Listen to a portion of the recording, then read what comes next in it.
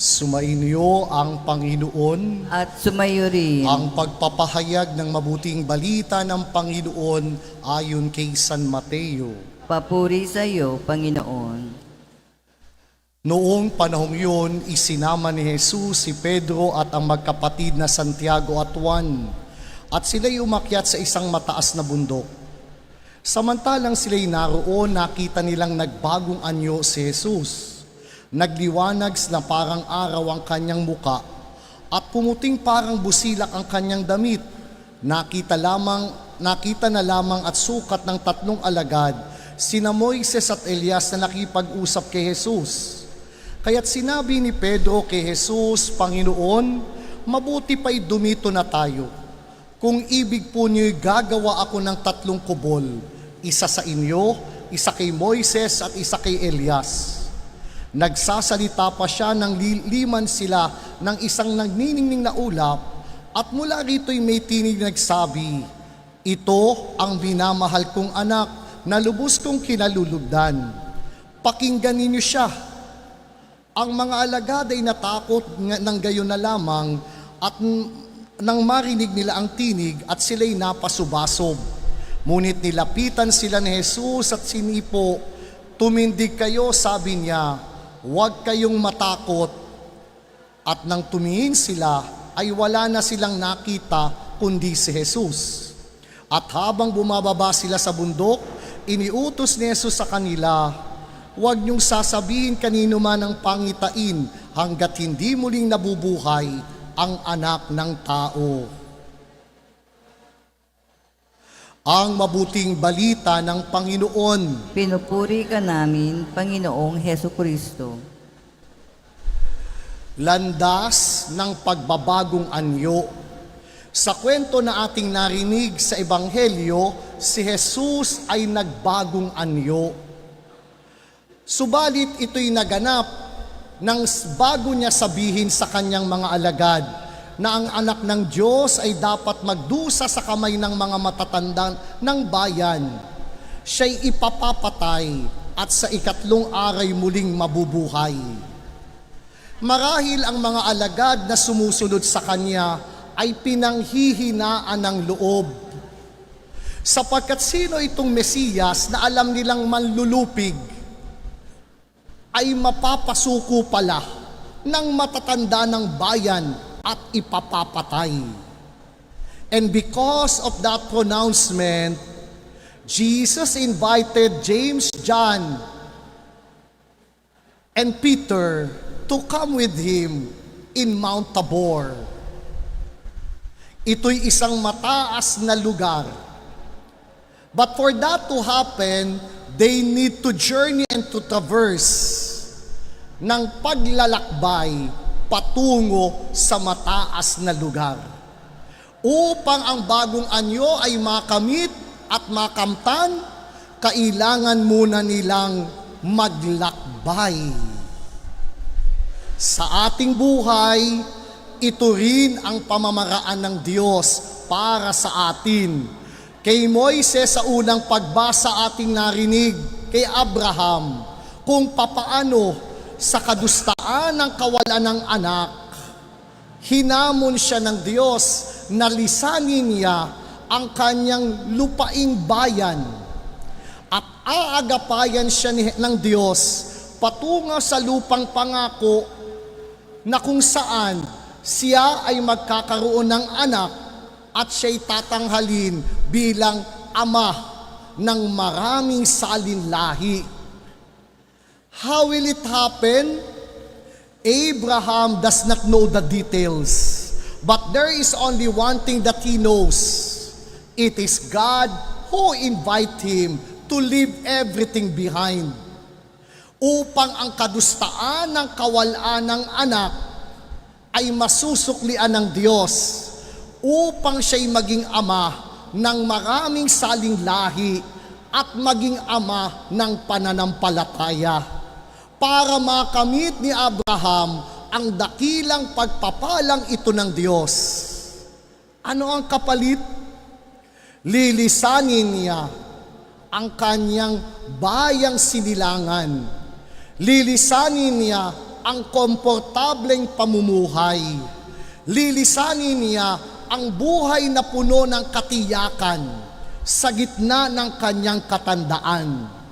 And since God is the one who invited him, he is willing to leave everything behind so that the transformation will be realized as God promised it to him. Para makamit ang pagbabagong anyo, kailangan nating lisanin ang kinagiliwat kinasanayan nating buhay.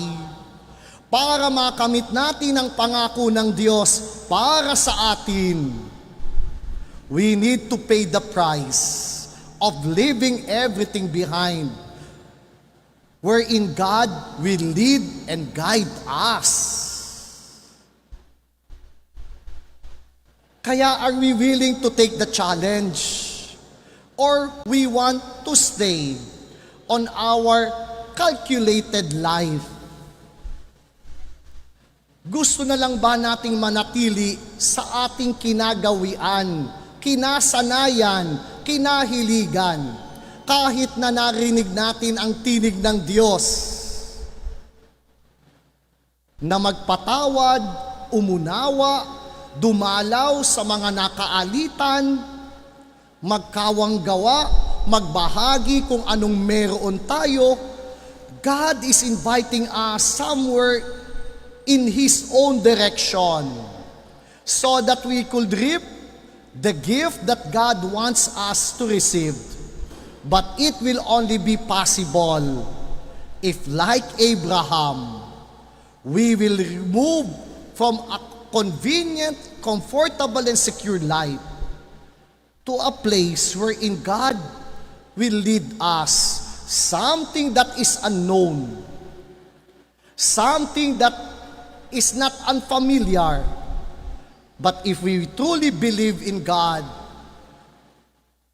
we are assured that we are in a good hands, enjoying the promise of His blessing in us. At yun po ang unang paalala. Nais nating makamit ang pagbabagong anyo. Nais nating makamit ang kalwalhatian.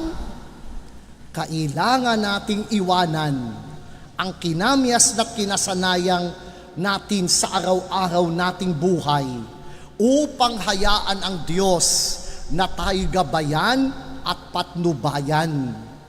Ito rin ang ginawa ni Santiago, Juan at si Pedro nang yakagin sila ni Jesus patungo sa bundok ng Tabor.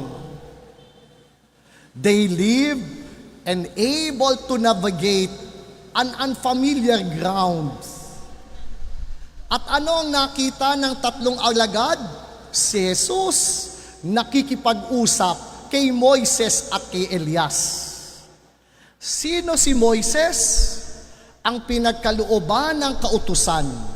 Sino si Elias? Ang dakilang propeta na nangako ng pagdating ng isang mangliligtas na Mesiyas. Parang sinasabi sa pangitain ng mga alagad, the fulfillment of the law and the fulfillment of the prophecy is in your midst. And that is no other than Jesus Himself.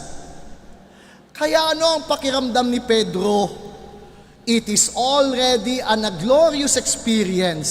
Kaya anong sabi niya? Panginoon, dumito na lang po tayo.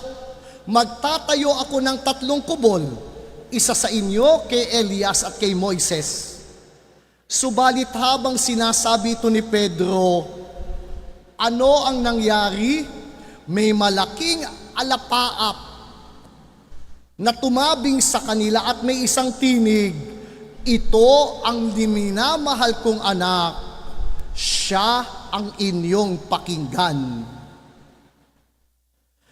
Inaanyayahan si Pedro na huwag pakinggan ang kanyang sarili, na manatili sa kalwalhatian, kundi hayaan si Jesus ang gumiya at gumabay sa patunguhan ng kanilang buhay. And that is the second point.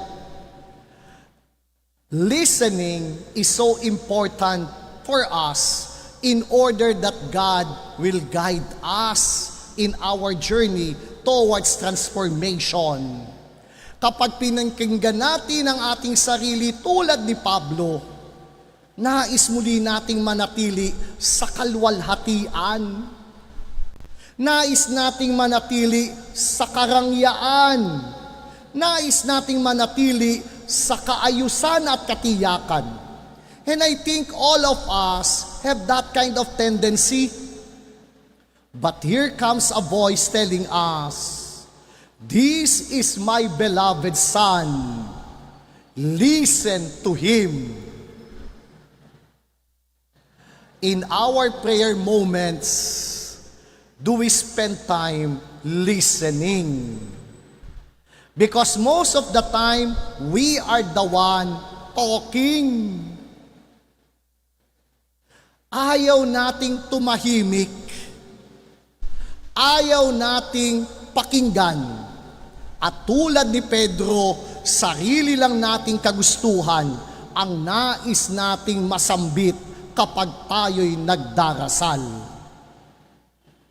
The Father is telling us, "This is Jesus, my beloved Son. Truly He will suffer in the hands of the elders and able to be crucified and died. But still, listen to Him." Bahagi ng pananalangin ay pakikinig. Ang ating lokal na simbahan ng diocese ay nasa taon ng pakikinig.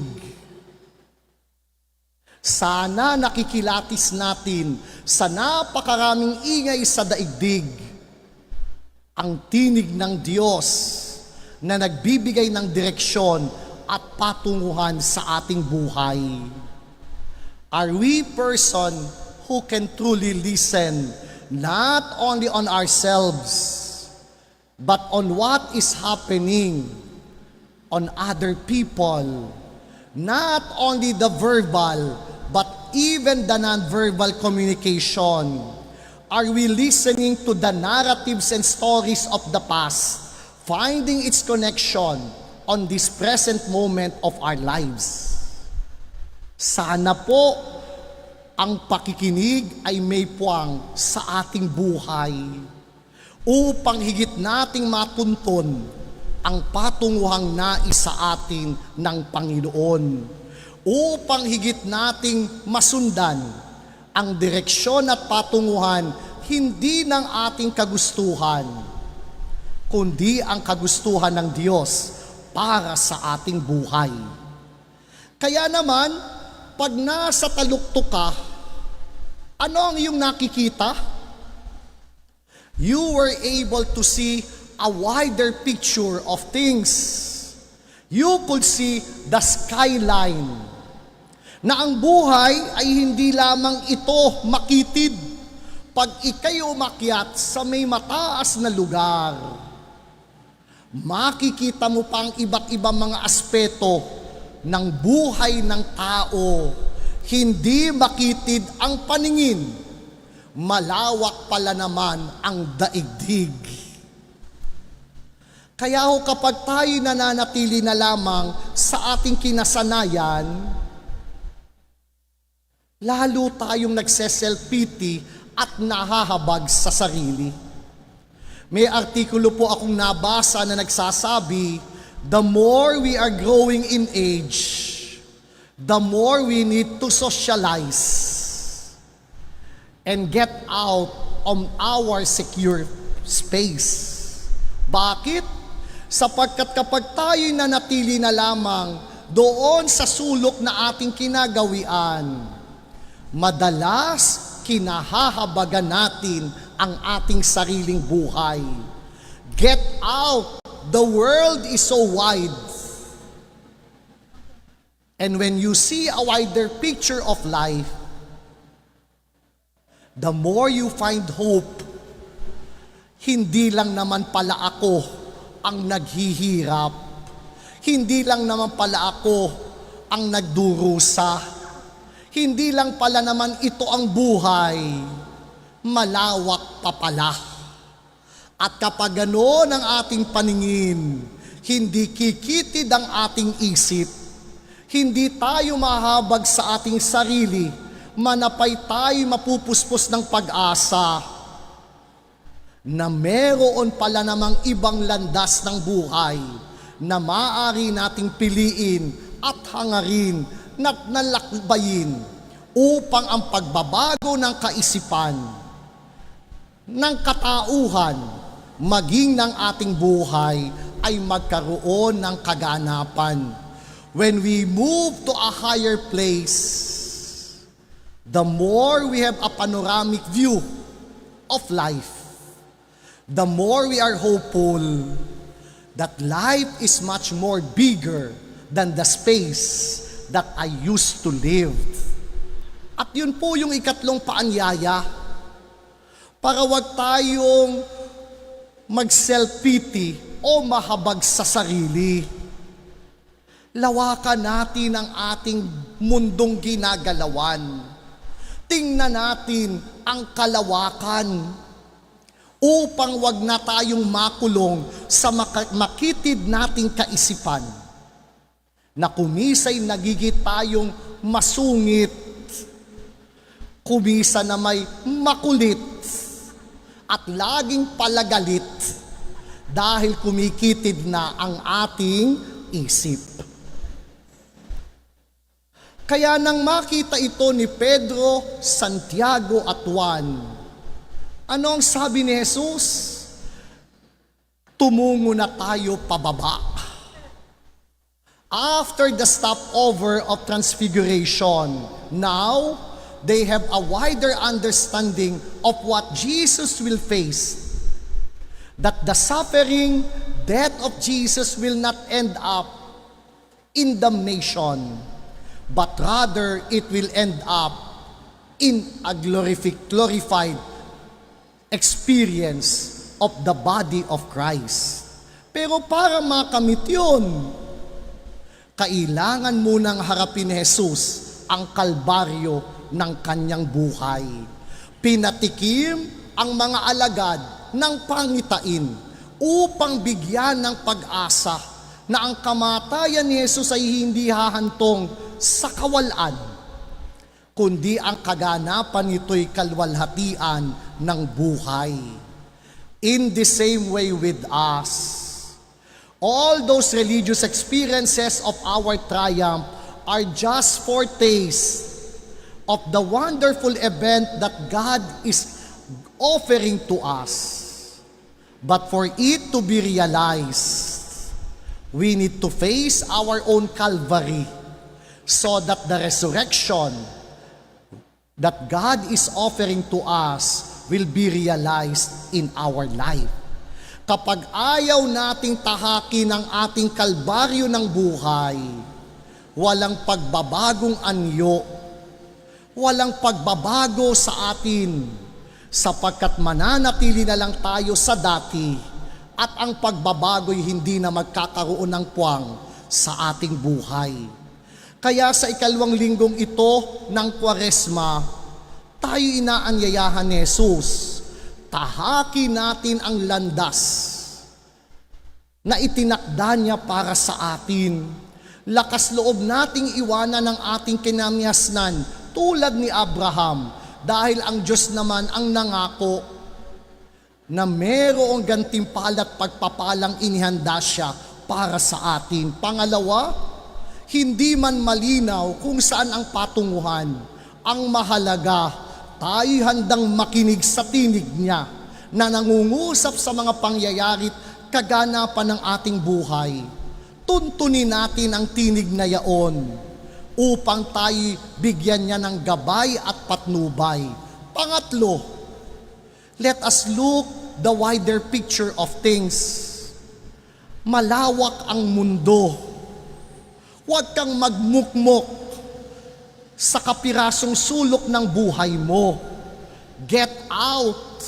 See the wider picture of life so that the more you could appreciate God's grace and God's goodness, And the more you'll be hopeful that everything will not end up in nothing, but rather there is hope that God is promising to us.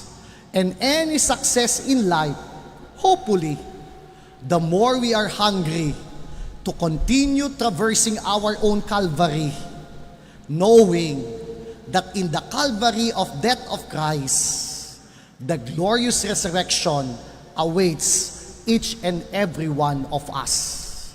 Kaya huwag katakutan ang mga kalbaryo ng ating buhay. Yan ang landas para ang pagbabago na nais ng Diyos sa atin ay magkaganapan.